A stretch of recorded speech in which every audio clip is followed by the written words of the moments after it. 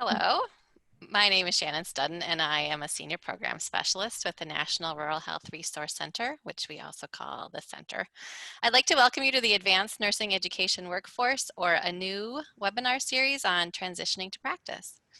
This series is offered by the National Rural Health Resource Center through an agreement with the College of St. Scholastica and funded through the ANU grant offered through the Bureau of Health Workforce within the Health Resources and Services Administration. The goal of this series is to provide advanced practice nursing students and recent graduates from the College of St. Scholastica's Rural Academic Practice Partnership, our new program, with tools and strategies to help smooth your transition into practice. In this webinar, we're focusing on self-care and resiliency. When we here at the center and our partners at St. Scholastica were having discussions to choose the topics that we thought would be most meaningful for you as advanced practice nursing students who are about to launch into practice, the topics of self-care and resiliency immediately bubbled to the top. We know that nurses and nurse practitioners are often really good at focusing on and caring for others, but sometimes may not give as high a priority as they could to caring for themselves. We also know that patient care requires a lot of emotional investment, and we know that when practitioners give themselves space to care for their own physical, emotional, and spiritual health, everybody really benefits. So once we chose the topic of self-care and resiliency, we also knew immediately who we wanted to serve as our subject matter expert for this webinar, and that is my former colleague here at the center, Cami Norland. We were really excited when she agreed to join us today. So I'll tell you a little bit about Cami. She is now the CEO of Integrative Resources, an organization that uses brain health to enhance the value of workplaces. Cami has over 20 years of experience in healthcare. She's worked with state and federal governments, rural health clinics, networks, hospitals, medical schools, and has developed successful multi-state and federal wellness initiatives. She began her career providing psychotherapy at an outpatient mental health center. She educates on how to integrate resilience practices in the workplace and is a registered art therapist. She's also a recovering overachiever. So welcome, Cami. We are really glad you're here. Thank you. So Cami, the focus of this session is on nursing students transitioning into practice, and this can be a really stressful but also a really exciting change in one's life. So when you think back to your days as a therapist, what was your experience like when you transitioned into practice? Yes, thank you. Like so many of the listeners of this session, you've gotten to this point where you've had tremendous success academically, achieving what fewer than 1% of the nursing population in the US has achieved. So congratulations for that. But this also means that you're very likely guilty of the same fate as myself of being an overachiever and aiming for perfection and fortunately, most often obtaining it, or close as one can get to that. But this perspective comes with many perks and we're rewarded for it, but overachievers love that and it reinforces our awesomeness, right? But it does have that downside and that's a little bit of that dark side as well, which means that because you care so much and you do everything you can to give it your all, you're also statistically more likely to experience greater levels of cognitive dissonance as you start to transition into practice. Mainly because you want to uphold those expectations that have been set for you, but I think more so it's the expectations that you set for yourself, which are likely pretty high or perhaps even unattainable, and that can get us into some struggles. So when I first transitioned from grad school into practice at the outpatient mental health center, I was set out to change the world. I had my superhero cape on, I was armed with optimism, and frankly, a bit of naivete, even though I felt I was savvy to the real world of clinical care outside of academia, but I quickly realized I, I wasn't. I wasn't as prepared as I could have been. I I knew so much about theory that I needed to really rely on and trust that the education that I had obtained was enough and that it had prepared me enough. Even though I was a straight A student, and I test well and I know I'm kind, and so I had the confidence that I thought I could get through anything. But there were a few moments that school could just not prepare me enough for. One of those situations was as a working in the mental health world, we were charged with operating the crisis line, particularly for those at risk of suicide. And, and this was for the whole county. And the average number of calls in an evening was 3. However, the first time I got on the crisis line, and this was back in the days when we had everybody, you'd work from home and you'd have a cell phone, and you would do this over the weekend, over an evening, and the first night, remember there was 3 on average, I had 27 calls my first evening, and 1 completed suicide. There is no training that school can prepare you for to be there at that last moment when somebody is reaching out to you with their last breath, asking for help, and you can't do it. You can't do much about it. Sure, I followed all of the protocols that had been set in place. It still rattles you that first time you experience death on the workplace. And the calls just kept proceeding after that throughout the evening. And the next morning when I get to work, I've got these pile of reports that I'm handing in to my supervisor, sharing all that had happened throughout my experience. And the reaction that I received was, high five, you've now earned your stripes. Laughter that, oh my word, we told our clients, our patients to give you a call and make sure to see if you're up for the challenge. Henceforth, the high volume. It was something that I hadn't anticipated, being the youngest individual on the team of providers. And so it was a bit concerning, a bit rattling to experience this workplace culture that was filled with, now I see, really burned out individuals.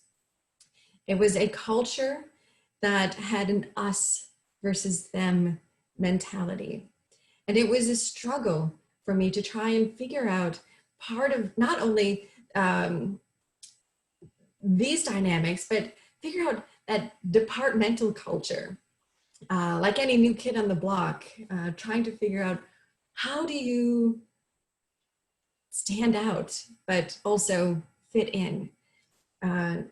As I started to, a few months, days passed, I started noticing some of these other instances that I wasn't prepared for from school, such as the value misalignment that I had observed within the medical system, particularly around the stigma associated with mental illness that I saw the patients that I was seeing were experiencing, not only from individuals in the clinic, but when they would go into the medical system, the clinics. And I also noticed a lot of incongruencies.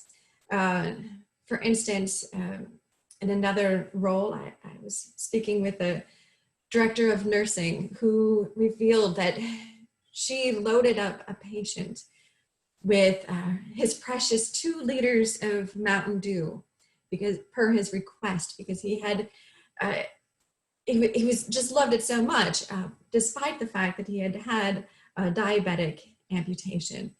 But she said that she does this to help support her patients, and she wanted to provide that extra mile so they could improve their quality patient scores.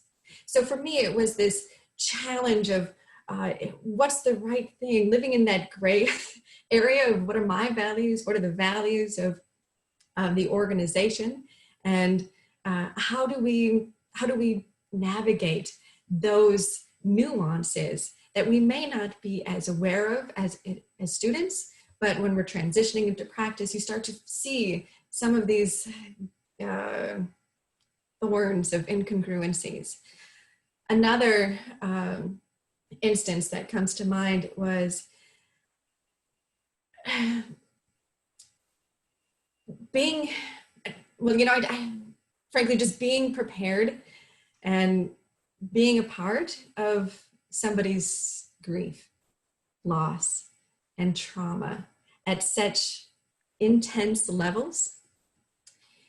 It was challenging to navigate between being a human and caring for someone, and also that line of professionalism of moving to the next patient with a clean slate.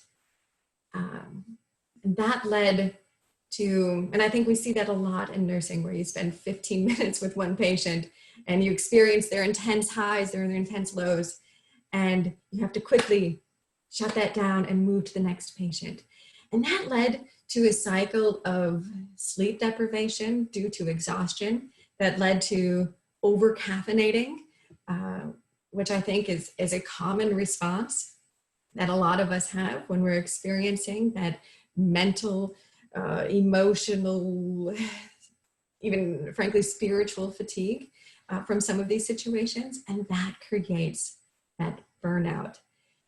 And when I became burned out, I finally fit in with my colleagues, which is then when I knew I needed to leave direct care and put on my cape yet again and try to change some of these system level barriers at the national level, which I feel I did and am continuing to do through my work with integrative resources.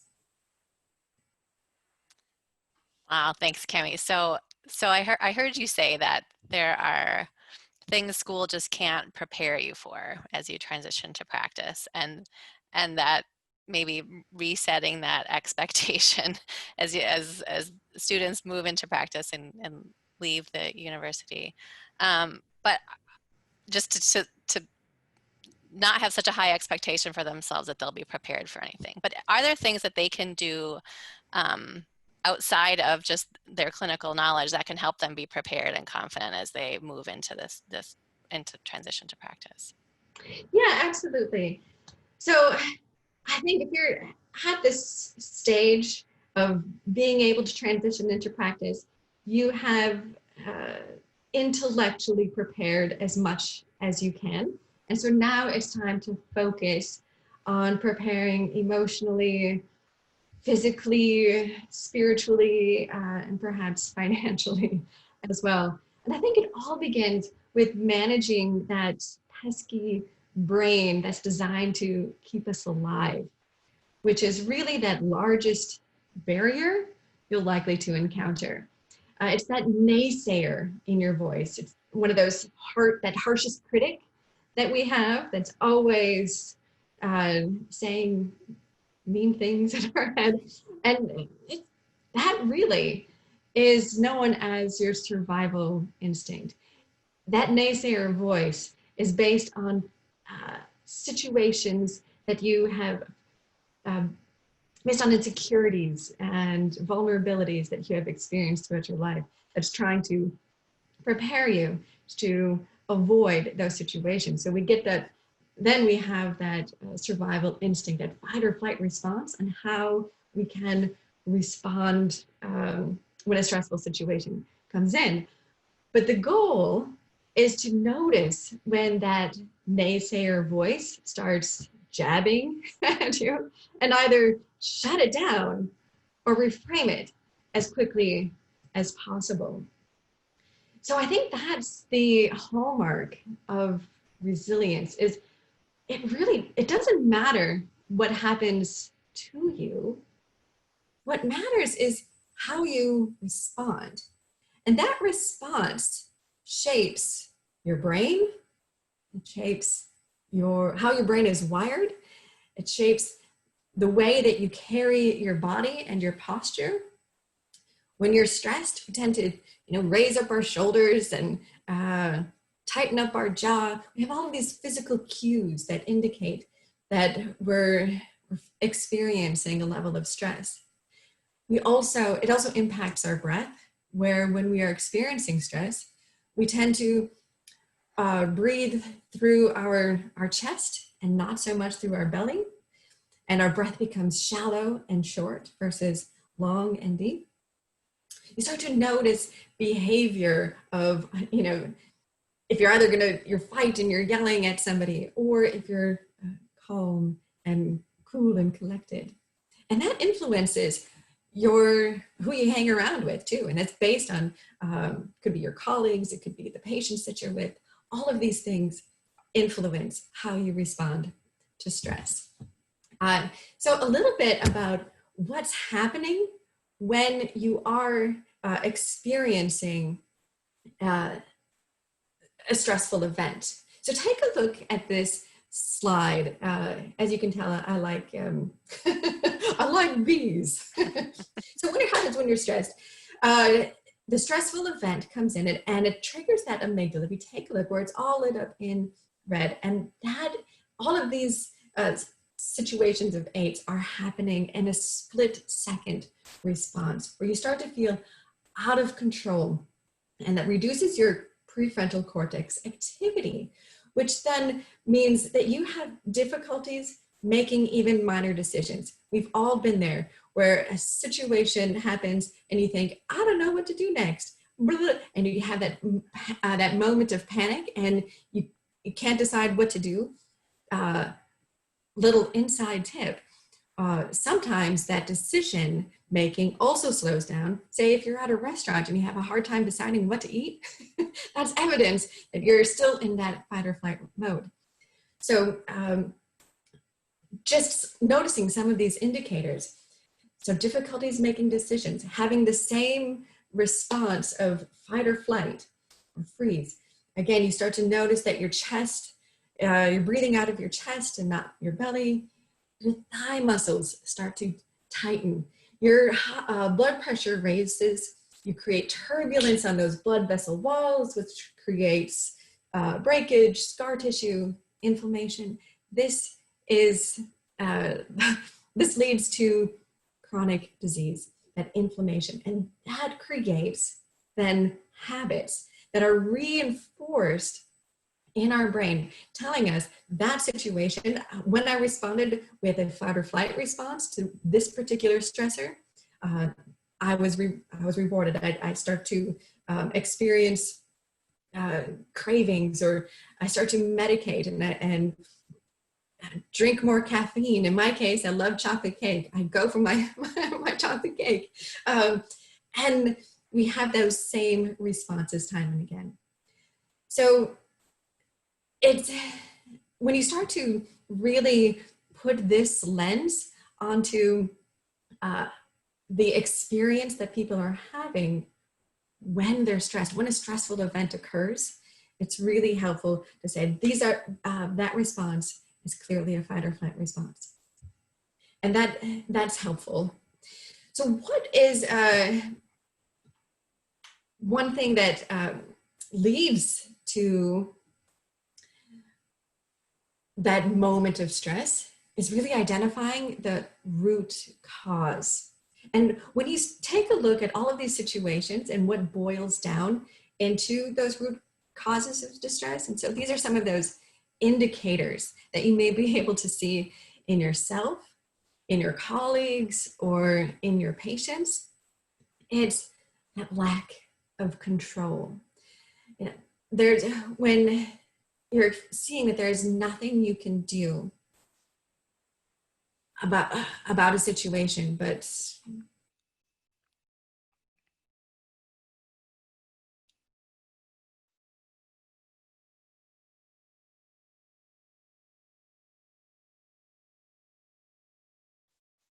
watch a person suffer, and a plan or expectations, or when expectations fail.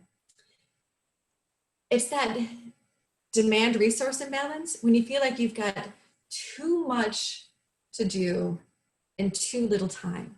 And this is particularly a symptom that happens in workplaces. And this leads to fatigue, this leads to lost productivity, this leads to that wandering mind where we have a really hard time organizing and prioritizing what we can do about a situation. And with that lack of prioritization, we start to see us spending as much time on a menial task as we would on a very large task, or vice versa. We spend a very little amount of time on something that values to us a lot, but what we have control over, we tend to focus on. So that can result in that demand resource imbalance and that wandering mind. Lack of purpose and meaning. This happens a lot when we're not staying true to ourselves, or when we start to see some of those instances of injustices or inequities that I described earlier. It's instances of the workplace saying one thing, but doing another. And that sense of lack of accountability on that behalf that can really make someone question if they're doing the right work, if they're doing what they're meant to be doing, if they're finding the purpose in their work every day. And if you aren't, that can really weigh heavy on somebody's shoulders. And when you are going through all of these root causes of stress, and when you're experiencing a combination of each of these, then you really start to feel isolated. And that isolation is one of the greatest mammalian pains, is when we feel like we don't have that sense of social support. We're social creatures by nature. We want to belong. We want to be a part of something greater than ourselves. And so it's challenging to, when you are in that space of feeling isolated.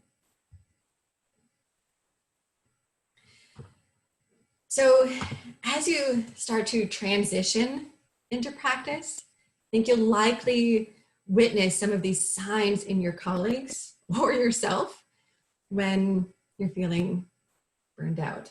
You'll start to see, maybe you'll start to disconnect from one another. You may start to see the us versus them culture come about when you start seeing depersonalization and judgments towards patients, towards colleagues, towards whomever. I think one of the clear signals is that we have such a culture of being stressed, less so now in this COVID era, but when people are asked, "How are you?" and they respond, "Busy." For me, that says, oh, they must be experiencing a level of stress. If they're always working, if they're always doing some busyness, their mind must be wandering and not being able to get that break. You may start to see some physical cues of somebody experiencing individual stress, where again, you'll see shoulders reach up, you'll see jaws start to tighten, you'll start to see, people will lean forward. Their physical body will indicate that they're carrying the weight of the world on their shoulders, on their back. And so these are some of the signs that you can assess. And your workplace has a greater impact on your health than your primary care provider.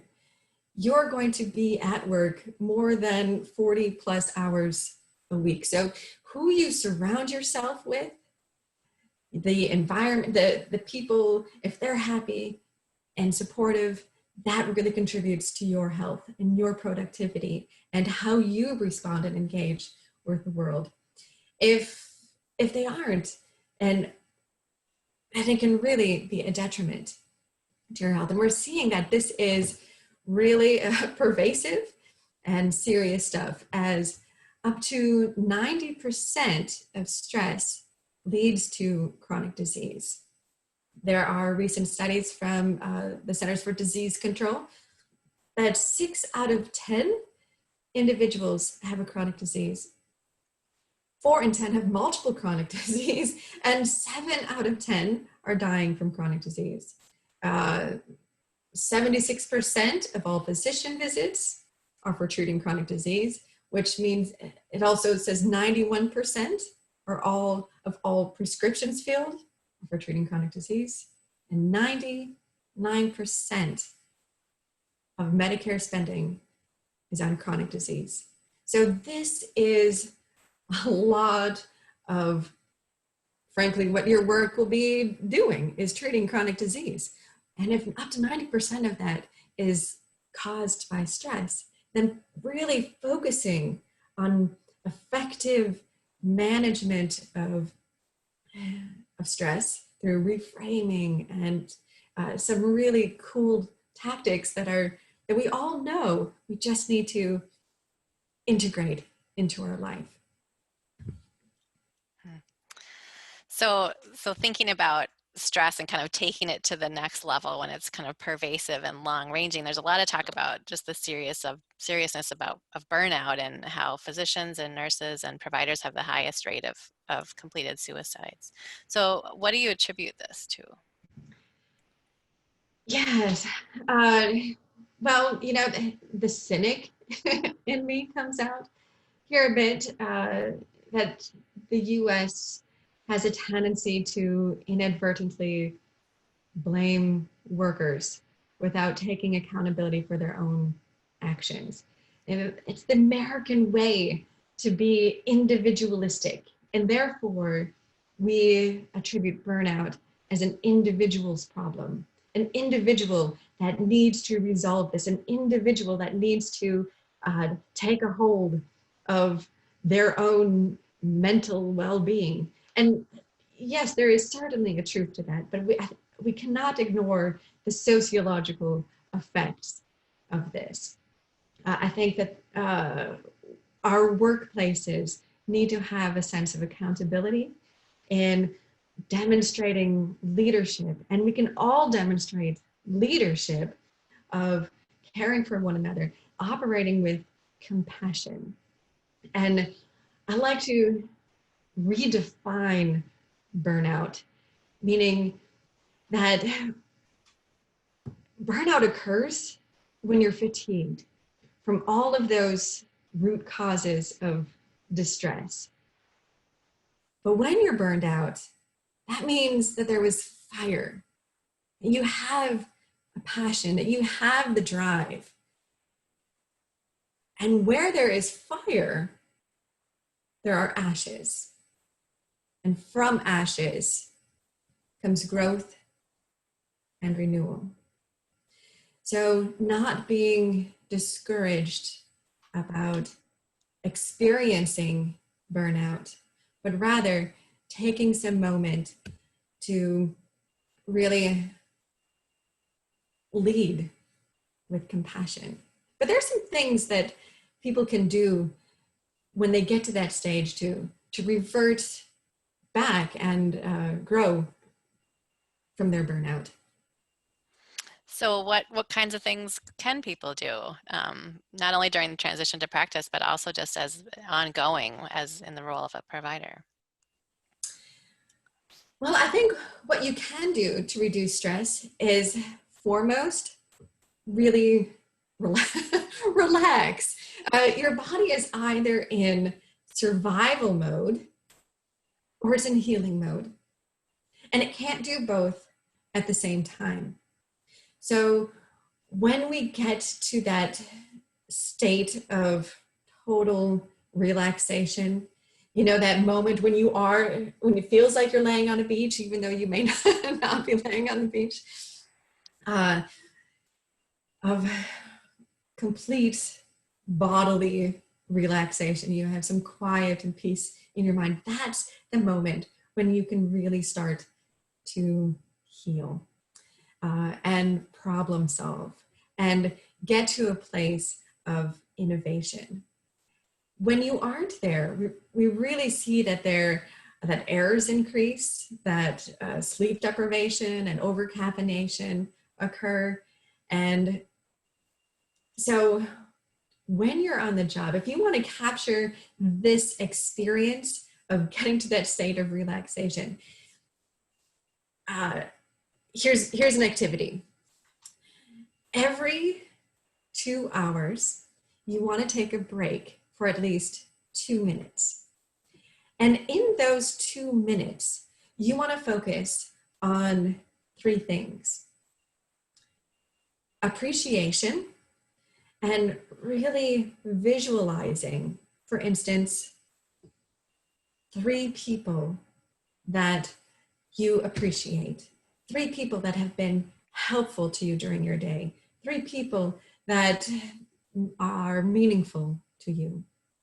So you want to show gratitude or appreciation. You want to demonstrate compassion for yourself. You want to demonstrate compassion for others. Or the third thing that you can do within those 2 minutes is seek out novelty. So novelty is finding something new. It's looking at the world with the curiosity of a 4-year-old, or looking at something in your surroundings, in your office, that you just overlooked and you haven't really studied, and looking at it with an artist's eye. So finding that sense of novelty. And the older we get, the harder it is to obtain novelty, because we've done it all and we've seen it all. And so finding that novelty is really helpful in starting to rewire your brain out of that fight or flight mode and into the mode of that state of flow, into that mode where we can heal and we can be focused and concentrate. That's the ideal. So every 2 hours, take a break for at least 2 minutes. And the reason why it's every 2 hours is that your brain starts to get fatigued from focusing on whatever task that you're doing. And frankly, in nursing, you're busy multitasking. You've got this multitasking madness going on throughout the entire shift. And so really being intentional for those 2 minutes every 2 hours. I have an alarm that I set for myself that says, focus, do your exercises with gratitude, compassion, or finding novelty. And when you do this exercise, you'll find that your energy level is going to skyrocket, because you are now allowing your brain and your body that time to just relax. So another activity that you can do is to reframe your narrative. Reframe that naysayer in your mind. That's always your harshest critic, the one that is the most sarcastic, the most unkind. We all have it. It's designed to protect us, but sometimes it's not the nicest thing. And it harms our health. So reframing the narrative to always look for the silver lining, find the optimism. What's happening well? How good can it get in this situation? Our brains have a tendency to go to the worst case scenario. And reframing your narrative is finding what's the best thing that could happen in this situation. Another activity that you could do is finding some gratitude triggers. We have so many triggers in the workplace that indicate to us that you need to be stressed. We have clocks, we have, particularly in nursing, we have all of this equipment that may be buzzing, that maybe we're trying to manage. And all of those things can indicate stress. So finding something that triggers a sense of calm, a sense of compassion, a sense of novelty. For instance, I have these stickers that I put everywhere. I put them on my cell phone. I put them on doorknobs. I put them on steering wheels. I put them on places that I know that I may get that sense of that trigger. And so each time I look at this, now I see, okay, now I can just take a moment and breathe and show compassion for whatever is about to happen.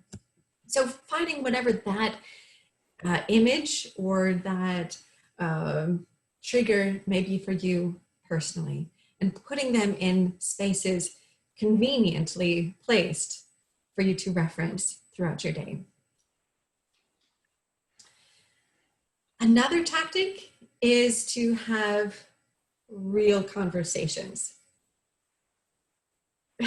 That sounds so silly to even say, but I think we have a lot of superficial conversations with folks, particularly when we don't know them that well. We go through all of the weather banter, the blah, blah, having real conversations with people that are meaningful, that are deep, that really connect and show your authenticity and your compassion and your love for your patients, for your peers, for your mentors, and demonstrating that authenticity with them.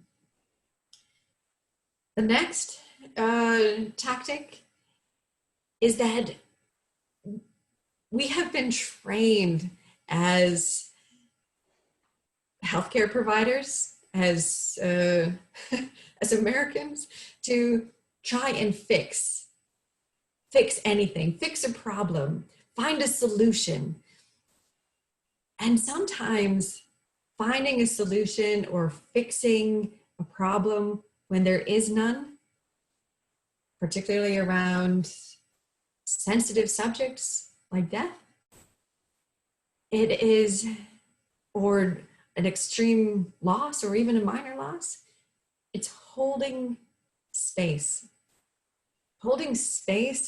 for the individual who's experiencing it, whether it's yourself, whether it's a patient, whether it's a loved one, and holding space for that person to express, have a real conversation, and know that they are safe, that they can be, that they are trusted, and that whatever they're saying doesn't need to be fixed. It's their grief, and their grief just needs to be witnessed, just needs to be held. And it doesn't need to be fixed. This lesson will take you really far in your journey as a nurse, as you'll be experiencing a lot of situations around loss and grief and trauma. And you can't always fix it. So holding space for the patient and their family members in that moment will do wonders in your own health and your own reduction of potential burnout. When you are holding that space, it's good to remember that you're taking on somebody else's burden, somebody else's weight of the world. And to protect yourself from that, making sure that you breathe and breathe with intention. Breathe not from your chest, but breathe from your belly. And I recommend when you breathe, find a pattern where you, for instance, inhale for a count of 6, hold for 4, and exhale for a count of 8.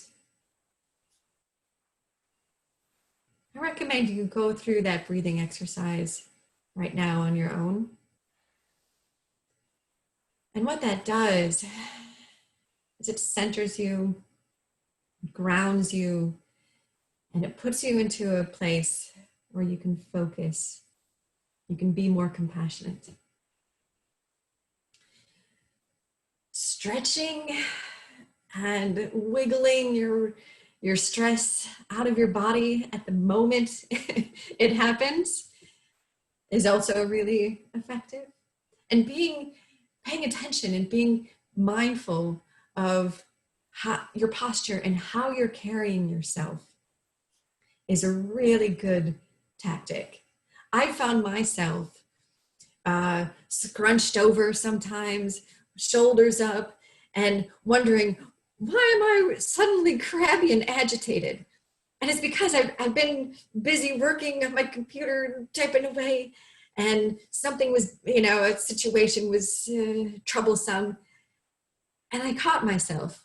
I said, oh, I need to open up, broaden my shoulders, stand up a little taller, return to some good posture. It's amazing what that posture difference can do for an individual. So pay attention for yourself. And when you notice others are demonstrating some of these instances of stress, showing them compassion, that maybe that's where they're at. Another tactic that you can do is to financially manage your rewards. As you're transitioning to practice, your income is likely to raise. So congrats to that. But also maintaining your level of priorities and what your values in life are. It's easy to get sucked in to spending sprees or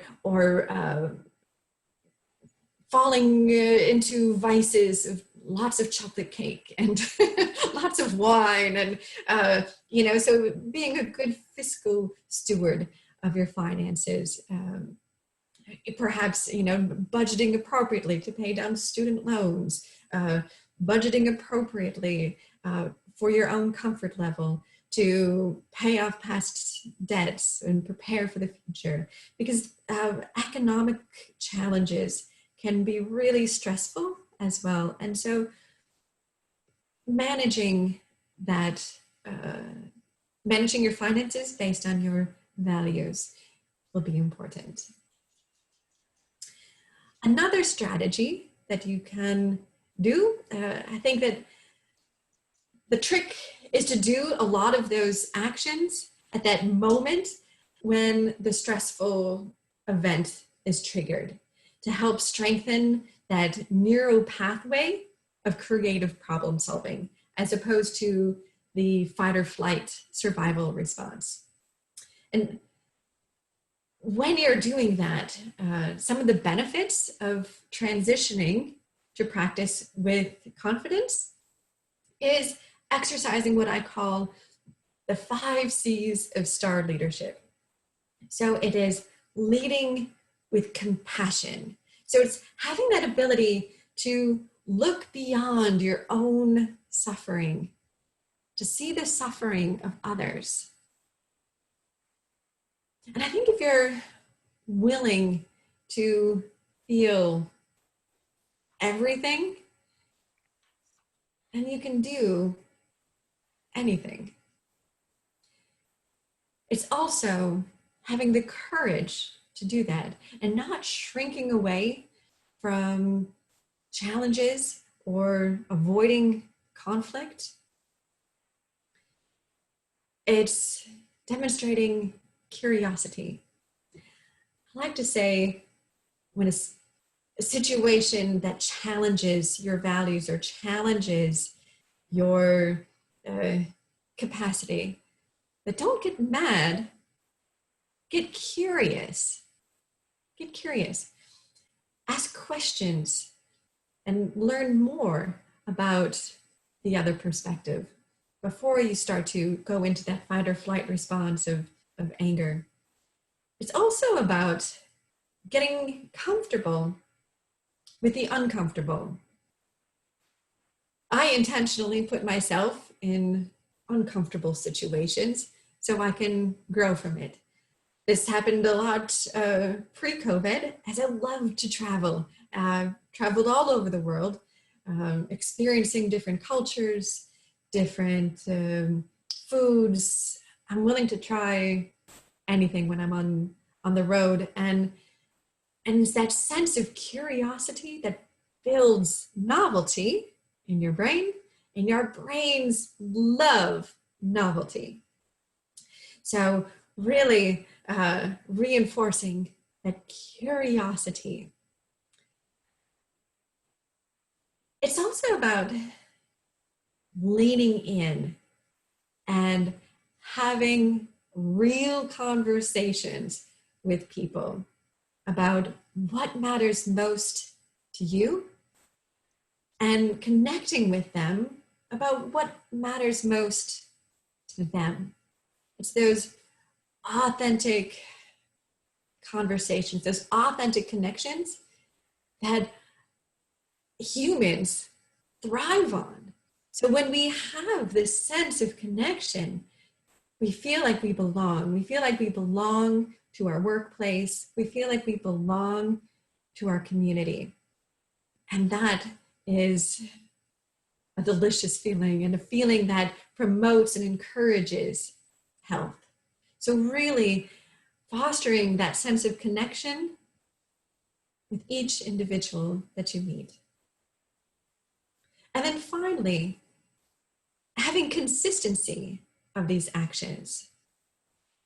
I'm willing to repeat myself until I'm bored, and even beyond boredom, in order to reinforce what matters most and indicate to my family, to my friends, to my colleagues, that I'm going to be leading with these 5 C's. I'm going to be demonstrating this star leadership. And when you do this, each of these 5 C's is like a point in the star. And when you lead with star leadership, you start to radiate throughout, and you ignite that compassion with those you're around. That smile that you shared with a stranger, that random act of kindness you did, that spreads. And now that's spread throughout your whole workplace. These tactics can be really helpful as you're trying to transition into practice with confidence. Cami, earlier you talked a little bit about kind of the signs of stress, or the kind of the warning signs that you know we may be in a less positive frame of mind. What about the flip side? What kind of signs could help us, each of us, understand kind of when we've found kind of the right balance between making sure that we're caring for ourselves and exercising our own resilient skills as well as so that we can help others. So when you, what are those positive signs? Yeah, what are the positive signs? Yeah, excellent question. So it's having relaxed posture. It's speaking freely. It's listening with compassion. It's re- receiving and giving smiles. It's demonstrating compassion. It's receiving compassion. So when we're a little more comfortable doing that and be able to focus on it, maybe that's a sign that we're making progress. Yes. Yes. Thanks. So a lot of what I heard you talk about was just the impact that each of us can have on the environment around us when we do all of this. And when I think about people who go into the nursing profession, like I said earlier, they're very often very much focused on the needs of others and sometimes have a harder time taking care of themselves. But what I hear you say is just how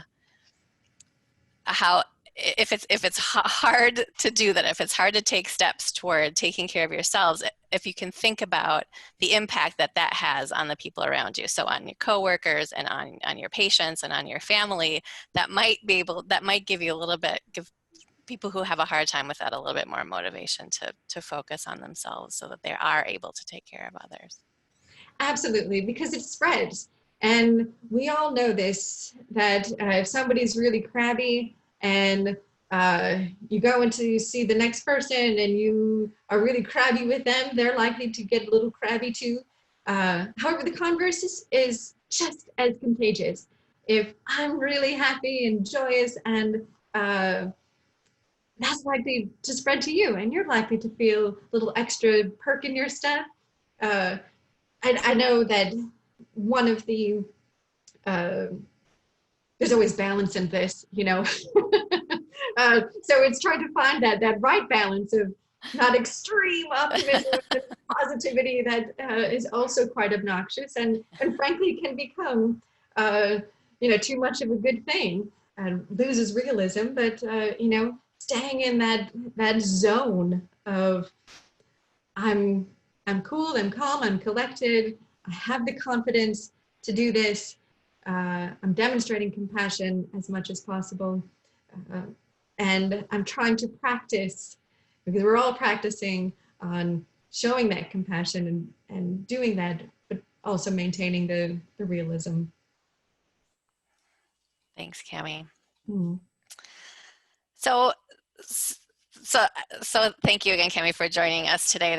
I always learn a lot anytime I'm around you. So thank you for sharing these tips. That there are some additional resources for anybody who's interested on resiliencysource.org and also on the center's website, which is ruralcenter.org.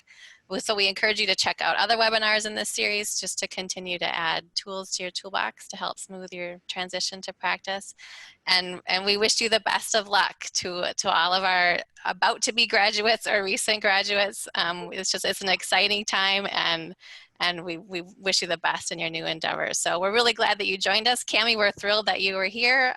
Listeners, participants, we're glad you joined us too, and we wish all of you a wonderful day. So thank Yes, you. thank you so much.